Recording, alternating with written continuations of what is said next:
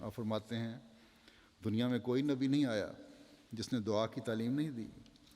یہ دعا ایک ایسی شے ہے جو عبودیت اور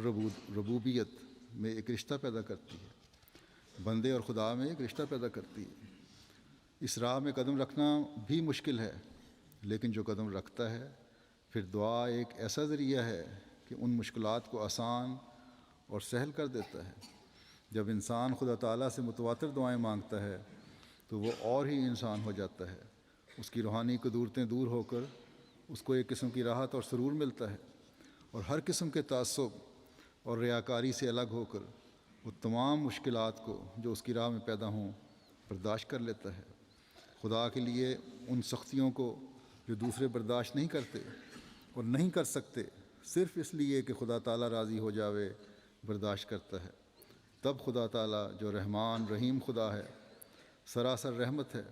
اس پر نظر کرتا ہے اور اس کی ساری کلفتوں اور قدورتوں کو سرور سے بدل دیتا ہے۔ اللہ تعالیٰ ہمیں ایسی دعائیں کرنے کی بھی توفیق عطا فرمائے اور ہماری دعاؤں کو قبولیت بھی عطا فرمائے، ہماری کلفتوں کو دور فرمائے اور جلد اس کو سرور میں بدل دے۔ ہمارا شمار ہمیشہ ان بندوں میں رکھے جن پر ہر وقت اس کے پیار کی نظر پڑتی رہتی ہے۔ اولاد کو بھی اپنی اطاعت